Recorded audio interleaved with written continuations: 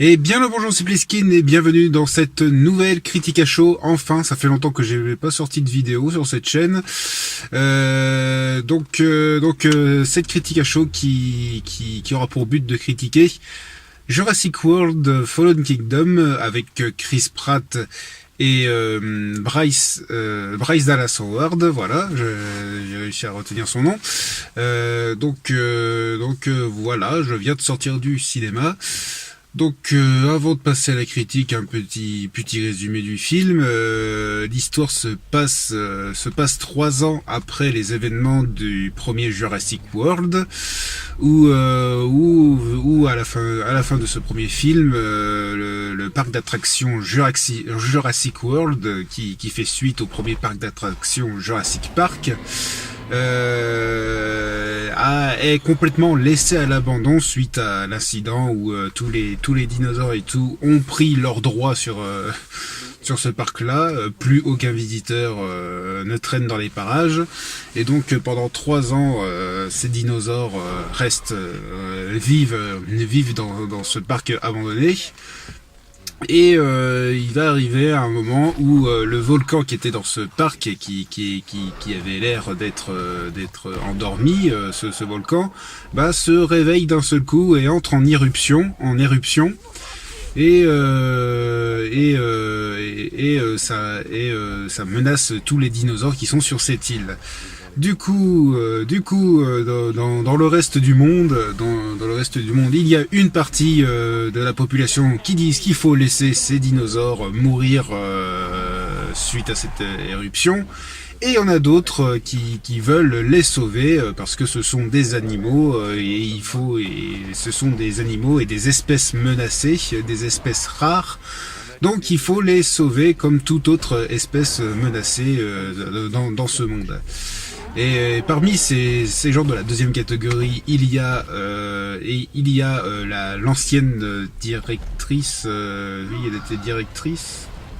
L'ancienne directrice du parc Jurassic World qui a intégré une ONG, une association qui ont pour but de protéger ces dinosaures dans cette île-là. Et du coup, elle va être appelée par un des amis de John Hammond, qui a participé au projet de Jurassic Park, qui va lui donner des moyens et le matériel pour sauver ces animaux avant que le volcan ne tue tous les dinosaures de cette île. Et pour mener à bien cette mission, elle va demander de l'aide à son vieil ami Owen Brady, l'ancien éleveur de raptors qui travaillait dans le parc de Jurassic World. Et du coup, tous les deux, et ainsi qu'une petite équipe, vont essayer de sauver ces dinosaures sur cette île. Voilà, c'est à peu près tout, et je vous ai résumé seulement le quart du film. C'est parce que je pensais que ça aurait été tout le long du film une opération sauvetage des animaux sur l'île Nueva, Nubra, je sais pas trop, l'île de Jurassic World, voilà, on va dire ça. Oui, du coup, je m'attendais que ce film soit une opération sauvetage dans cette île, mais en fait pas du tout, c'est seulement le quart du film. Après, va y avoir tout un moment où les méchants vont essayer de vendre pour gagner de l'argent, Et c'est là où je dis que ce film, c'est exactement comme le premier. Ce deuxième Jurassic World est comme le premier Jurassic World, il fait les mêmes erreurs que dans le premier film. Et ça devient lassant, quoi. Dans les exemples des erreurs qu'ils font, c'est d'essayer d'humaniser les dinosaures, enfin surtout les vélociraptors. On revoit Blue, le vélociraptor bleu d'Owen Brady, et vraiment essayer de l'humaniser, de lui faire voir, de montrer qu'il a des sentiments et tout. Ça décrédibilise l'animal, ça décrédibilise le vélociraptor. C'est un prédateur qui bouffe tout ce qui est mangeable, tout ce qui est pour pouvoir survivre. Et voilà, il fait pas de différence entre oh un humain tout gentil, oh un humain tout méchant, oh je vais manger le humain tout méchant parce que je vais pas manger le humain tout gentil. Mais non, les vélociraptors, ce sont des prédateurs, donc si t'es gentil ou si t'es méchant, tu finiras quand même dans son estomac. Et ouais, voilà, ça a été pareil dans le premier Jurassic World et il continue encore. Et puis une autre erreur, les méchants. C'est vraiment les méchants basiques, mais de chez basique.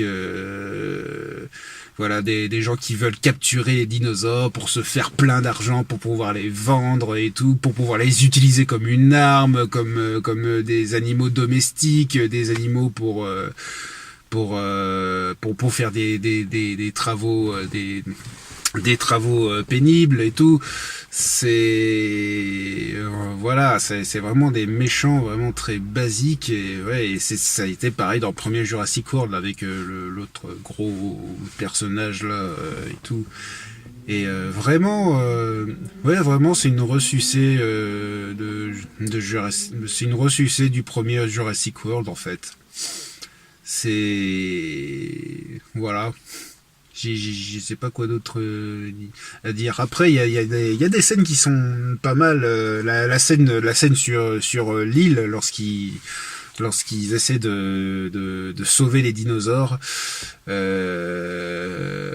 Ouais, la scène où le volcan entre en éruption et que t'as tous les dinosaures qui sont en train de fuir, en train de se faire poursuivre par la lave et le nuage de soufre qui essaie de les rattraper.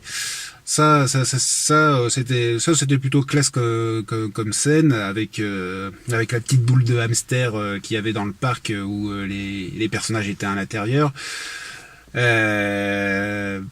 mais ouais, cette scène-là elle m'a bien plu. La scène dans le manoir de l'ami de l'ami de John Hammond. C'est la scène avec oh putain oui, une autre ça me fait penser à une autre erreur qu'ils ont fait. Ils ont encore fait ce délire de croiser un ADN d'un dinosaure dangereux en le croisant avec un autre ADN d'un autre dinosaure dangereux pour faire un dinosaure encore plus dangereux. Voilà. Dans le premier c'était l'Indominus Rex. Et dans le deuxième, bah c'est un mélange d'ADN de l'Indominus Rex et un mélange du raptor d'Owen Brady, le raptor qu'on l'appelle Blue parce qu'il est bleu. Donc l'ADN de l'Indominus Rex, l'ADN de Blue et ça fait, comme ils l'ont appelé en plus, c'est un nom ridicule, c'est une combinaison de mots, l'Indoraptor je crois. L'Indoraptor. Et il commence à faire sombre là, très très sombre. Ouais voilà, l'Indoraptor. Oh ce nom.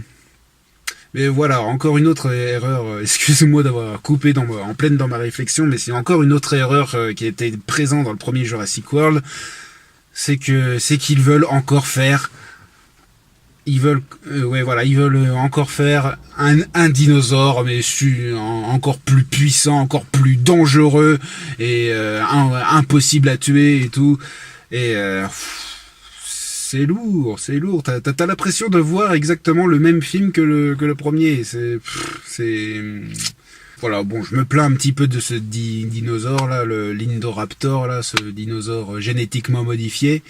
Mais oui, voilà, je voulais parler de la scène dans le manoir où Chris Pratt, Owen Brady et la petite fille, la petite fille se font courser par ce dinosaure là, par ce raptor. Oui, ça, j'ai bien aimé aussi un peu cette course poursuite. Ça m'a fait un peu rappeler à Jumanji. Vous savez les animaux qui courent après les personnages dans Jumanji, dans le manoir et tout. Bah ça m'a fait un peu penser à ce film-là. Voilà, et puis après, le reste... ouais, c'est vraiment le premier Jurassic World. Bon, je l'ai bien aimé, mais sans plus. Voilà, c'est pas un film extraordinaire. C'est pas vraiment un film extraordinaire. Mais le deuxième, bah, j'ai envie de dire, c'est exactement le même que le premier. Alors du coup, là, j'ai envie de dire que c'est moyen, quoi. C'est pas, ils se sont pas foulés dans. Voilà, je veux pas dire que le scénario est exactement le même, il est différent, mais de la façon dont ils construisent, la façon dont, voilà, ouais, t'as exactement les mêmes ingrédients en fait. T'as les méchants qui veulent capturer les dinosaures pour se faire du fric. T'as le héros et la copine badass quand ils se font poursuivre par un par un raptor. T'as le dinosaure super dangereux qui est un croisement de deux dinosaures dangereux. Ça fait beaucoup. Puis du coup, bon bah il va y avoir une suite, hein, suite à la fin qu'on a vu pour ceux qui l'ont vu. Il va y avoir vraiment, oui, bah, va y avoir un troisième film. Hein. Bah, de toute façon, c'est la mode de faire des trilogies maintenant. Hein. Même quand le film est moyen, hein, non, on fait une trilogie. Donc il y aura bien sûr un troisième film où la fin, si vous n'avez pas vu le film, hein, avancez un peu plus dans la vidéo. Mais ouais, la fin où tous les dinosaures sont libérés, mais carrément ouais, dans notre monde, si vous voulez. Enfin dans notre monde, ils étaient dans notre monde, dans le monde quand même, et maintenant ils sont libérés parce qu'il y avait une vente aux enchères avec tous les dinosaures qui ont été capturés par les méchants. Et suite à cette vente aux enchères qui a tourné au désastre, et ben tous les dinosaures se sont sauvés. Et du coup, ils se baladent partout sur la planète. Et voilà. Et donc, ça se termine comme ça. Avec un caméo de Jeff Goldblum, hein, qui fait son personnage du docteur... comment il s'appelait déjà? Je le sais, je l'avais en plus. Je l'avais en plus tout à l'heure, son nom. Mais non, docteur... je sais plus. Mais oui, donc il y a le personnage de Jeff Goldblum qui arrive, qui est dans le film à l'intro et l'outro du film. Voilà, pour annoncer que on est entré dans une nouvelle ère du Jurassique maintenant que tous les dinosaures sont en liberté chez nous. Donc voilà, donc ça va être un troisième film où ça va être un film de survie où le monde est ça va être un film post-apocalyptique mais avec des dinosaures partout qui sont en train de tout détruire le monde, en train de bouffer tous les gens et tout. Ouais, je pense que ça serait ça la suite. Après on verra. Mais vraiment, ouais. Donc, en résumé, ce film n'innove pas grand-chose. Ce film n'est pas du tout innovant. Et ouais, on voit la même recette que le premier jeu Jurassic World. C'est une ressucée du premier opus. Alors, je trouve qu'il n'y a pas grand intérêt à le voir, vraiment, à part pour quelques scènes d'action qui sont plutôt bien faites. Mais sinon, ouais, non, c'est vraiment je pense que vous loupez pas grand chose si vous y allez pas le voir. Donc voilà, je vais essayer de faire court parce que sinon il va faire noir et que vous avez pu me voir. Ouais, ça faisait longtemps que j'avais pas sorti de vidéo sur la chaîne. C'est que je suis en train de préparer et ça met du temps parce que j'ai pas que ça à faire de m'occuper de ma chaîne, j'ai un travail et tout. Donc voilà, j'essaie d'avancer comme je peux. Je suis en train de faire le montage du Let's Play narratif. Je l'ai bientôt fini. J'ai bientôt fini, donc il sortira bientôt. Et puis voilà. Et puis c'est pour vous dire que j'ai d'autres projets en tête. Déjà cet été, je voudrais bien faire un espèce de critique à chaud, où je vais vous parler des films dont j'ai pas pu faire d'enregistrement, soit parce que j'en avais pas trop envie, soit parce que au tout départ, quand je voulais faire des tests pour ce nouveau concept de critique à chaud, j'avais un autre téléphone portable, et puis niveau éclairage, c'était pas du tout bien. En parlant d'éclairage, hein, je vais prendre voilà, vous me verrez mieux sans doute. Voilà. Des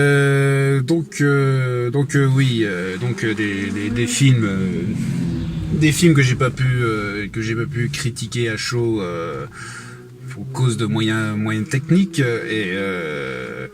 et aussi bon, c'est le cas pour un seul film où j'avais fait l'enregistrement mais que finalement j'ai pas monté, que j'ai pas mis en ligne parce que j'ai pas réussi à bien exprimer ce que je ressentais dans ce film. Il y en a qu'un seul, c'est le dernier film que j'ai vu avant Jurassic World. L'incroyable voyage du fakir, où j'ai pas réussi à vraiment bien expliquer ce que je ressentais en fait. Et puis ça, en voyant la vidéo, je voyais bien que j'avais du mal à expliquer ce que je ressentais. Donc je préfère prendre du recul sur ce film et le critiquer pas à chaud. Voilà, critiquer à froid, quoi.